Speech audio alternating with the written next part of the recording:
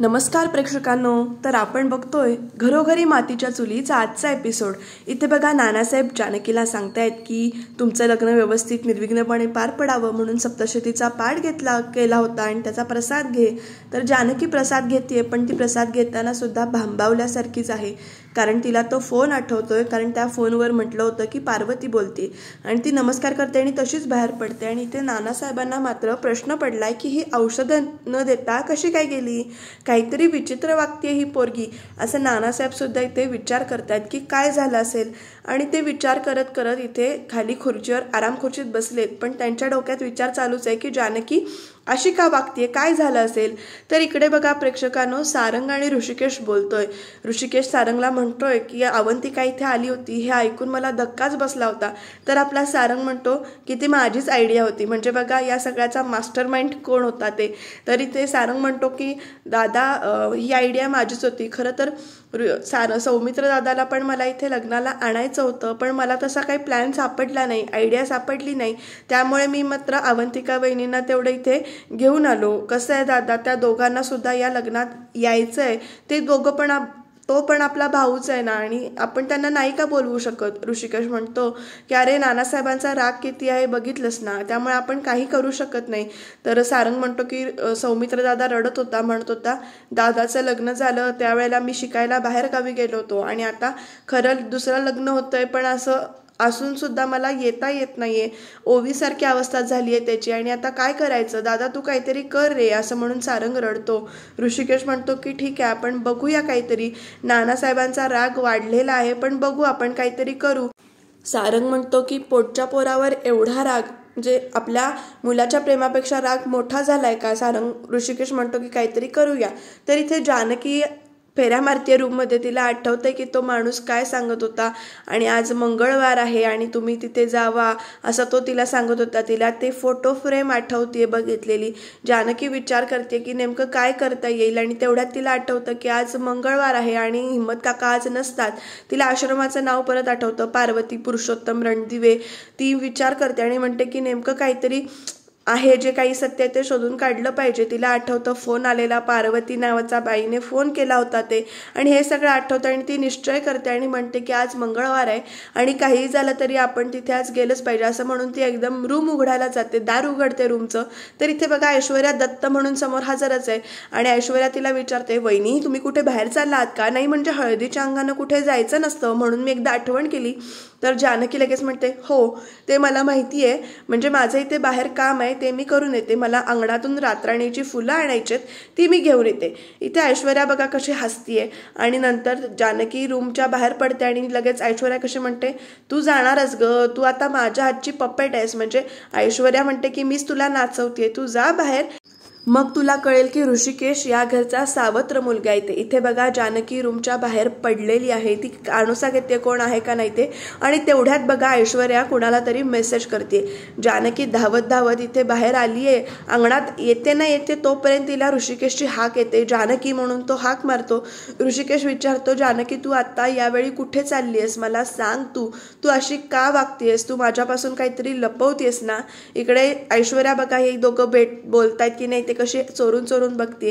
ऋषिकेश तिला थांबवतोय आणि म्हणतोय की तुला मनात काहीतरी चालू आहे, तू काहीतरी लपवतेस, तुला पण माझ्यासारखे एका अनोळखी व्यक्तीकडून फोन येत आहेत ना, असं म्हटल्यावर जानकी कशी त्याच्याकडे प्रश्नचिन्ह घेऊन बघते, आणि ऋषिकेश इथे तिला सांगतोय की हो मला गेले काही दिवस अनोळखी नंबरवरून फोन येत आहेत आणि त्या फोनवरनं बरंच काही सांगितलं जातंय। इथे बघा ऐश्वर्याला आता खात्री पटली की ही दोघं आता तिथे जाणारच, म्हणून ती आपली कशी बघत उभी राहिली।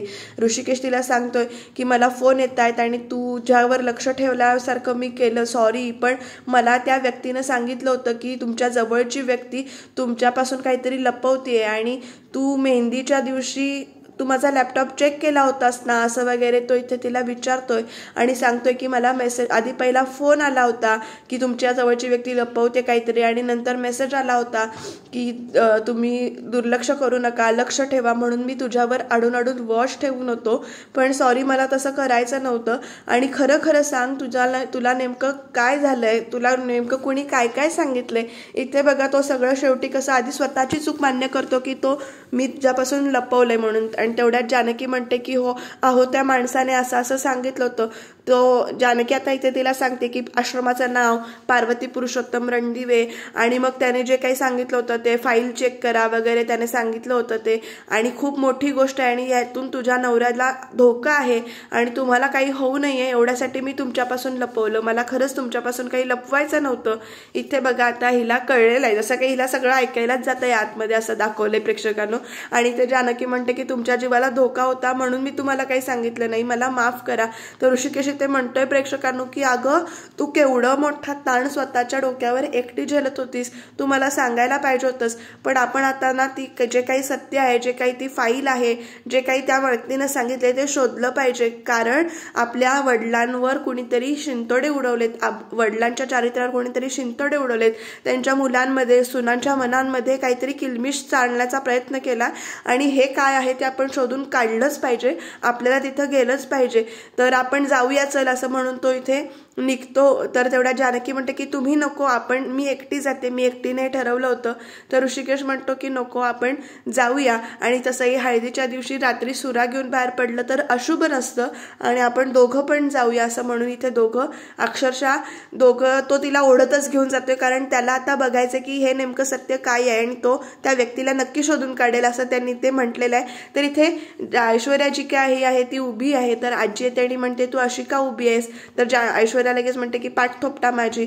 आणि मग ऐश्वर्या सांगते आजीला की ऋषिकेश आणि जानकी आता आश्रमात गेलेत आणि जे काही सत्य आहे ते शोधायला गेलेत. इकडे आजीचे डोळे बघा कसे मोठे झालेत आणि ऐश्वर्या सांगते की आता आपल्याला जे हवंय ते घडणार. इकडे ऋषिकेश आणि जानकी रिक्षा करून त्या आश्रमाच्या दारात पोहोचले आहेत. प्रेक्षकांनो इथे बघा आता खूप मोठा ट्विस्ट पाहायला मिळणार आहे आपल्याला, नेमकं काय होतंय ते आपल्याला बघायला मिळणार आहे. तर इथे आश्रमात ते गेलेले आहेत आणि इथे कुलूप दिसते आश्रमाला आणि ऋषिकेश जानकी शोधतायत की आता कुलूप फोडण्याशिवाय आपल्याला पर्याय नाहीये, आपण काही मार्ग आहे का ते इथे ते शोधतायत आणि इकडे तिकडे फिरून बघतायत प्रेक्षकांनो की कसं आत जाता येईल वगैरे. आणि इकडे बघा प्रेक्षकांनो इथे ऐश्वर्या काय करते, या बाईच्या डोक्यात कारस्थानं कशी शिजतात ना, खरंच अजब कारस्थानं करते ही, अजब डोकं चालतं हिचं. तर इथे ती बाळासाहेबांना फोन करते आणि सगळं घडलेलं सांगते की आपल्या प्लॅनप्रमाणे सगळं होतंय.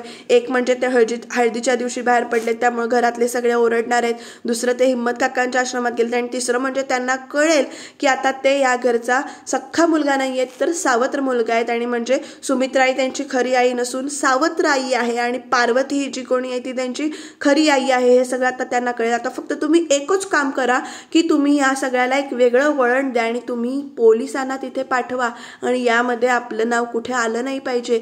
आणि बाळासाहेब सुद्धा म्हणतात की मी एक असा सच्चा तडफदार पोलीस पाठवतो जो प्रामाणिकपणाने काम करतो आणि कशालाही ऐकत नाही अशा पोलिसाला पाठवतो. इकडे बघा प्रेक्षकांनो ऋषिकेश जानकी शेवटी आता कुलूप फोडून आत जायचा विचार करतायत, कारण खिडकीतून वगैरे त्यांना जागा सापडलेली नाहीये. आणि ऋषिकेशला तेवढ्या तिथे झाडाखाली एक दगड सापडतोय, तो दगड घेतोय तो आणि तो दगड घेऊन तो कुलूप फोडायचा प्रयत्न करतो. इथे जानकी त्याला म्हणते की आपल्याकडे काही पर्याय नाही, आपल्याला हे केलंच पाहिजे कारण आपल्याला सत्य काय ते शोधून काढायचंय असं म्हणून ती इथे त्याला इन्सिस्ट करते की तू जा आणि काहीतरी कर. आणि प्रेक्षकांनो इथे मात्र सुमित्राईला कुणकुण लागलेली आणि ती जानकीच्या नावाने हाका मारतीये, जानकी जानकी म्हणून सगळीकडे हाका मारते. नंतर ऋषिकेशच्या नावाने हाका मारते, दोघांचेही येत नाहीयेत त्यामुळे ती सगळ्यांना खाली बोलवते, आजीला बोलवते, गुलाबरावला बोलवते, सारंग सुद्धा इथे खाली येतोय आणि ती सगळ्यांना म्हणते अरे ऋषिकेश जानकी कुठे दिसत नाहीये, तुम्हाला कुठे गेलेत ते माहितीये का, बघितलंय का तुम्ही. तर सारंग म्हणतो की नाही अगं ती शतपावली करत असतील अंगणात. सुमित्राई म्हणतात की नाही येते तिथे पण नाही येत, मी हाक मारली. तेवढा तिकडे आपली ऐश्वर्या कशी धावत येते, म्हणतात आई अहो जानकी वहिनींना मी बाहेर जाताना बघितलं. आजी पण लगेच कशी करते, हळदीच्या अंगानं बाहेर जाऊ नये हे एवढं सुद्धा कळत नाही का या मुलीला, असं कसं एवढं कसलं काम होतं आणि ती गेली. इकडे सुमित्राई मात्र डोक्याला हात लावून बसलेले आहेत. आता ही दोघं बाहेर गेलेत म्हणजे काहीतरी अपशकुन होणार असं त्यांना वाटलेलं आहे. तरी ते ऋषिकेश दगड घेऊन आलाय, दगड घेऊन तो असा फोडतोय, ती दोघं आश्रमात जातात, लाईट न लावता तिथे मोबाईलच्या टॉर्चमध्ये, आणि नंतर त्यांना मोठी टॉर्च मिळते. त्या टॉर्चमध्ये ते फाईल शोधायचा ती प्रयत्न करतायत. पहिल्या 2 फटक्यात काही दगड लॉक फुटत नाही, पण तिसऱ्या फटक्यात मात्र व्यवस्थित लॉक फुटलेला दाखवलं प्रेक्षकांना इथे. आणि बघा दोघं कशी इथे अगदी असं तळमळीनं शोधतायत, कारण खरंच आता सत्य काय आहे आणि सत्य काय हे जाणून घेण्यापेक्षा आपल्या वडिलांच्या चारित्र्यावर शिंतोडे कोण उडवतोय, असं काय नेमकं घडलंय की आपल्याला माहिती नाही, असं म्हणून यांना इथे शोध घ्यायचा आहे प्रेक्षकांनो. दोघं इथे शोधतायत आणि तेवढ्यात बघा प्रेक्षकांनो इथे एक गाडी आलेली आहे. ही गाडी कुणाची आहे ते आपल्याला कळत नाहीये, कारण नंतर ती व्यक्ती जेव्हा आत येते तेवढ्या ती डायरेक्ट म्हणते की सरेंडर व्हा, सरेंडर व्हा, असं ती म्हणायला चालू करते.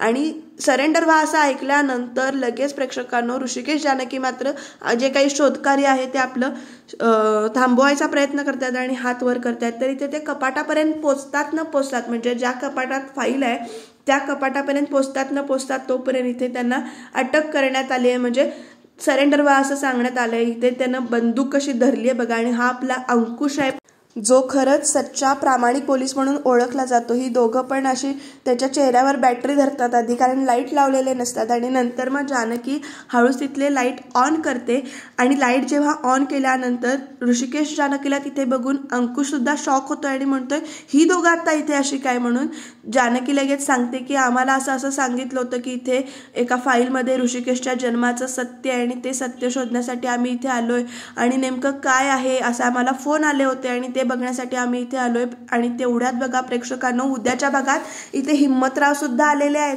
आणि हिम्मतरावांना ती विचारते की ती फाईल कुठली आहे, तर हिम्मतराव स्वतः ती फाईल काढून देत आहेत. ती दोघं ती फाईल बघणार आहेत. आणि त्याच्यानंतर जानकी म्हणते की रूममध्ये नानासाहेबांचा आणि एका अनोळखी व्यक्तीचा म्हणजे बाईचा मी फोटो बघितला होता, तो कुठला आहे.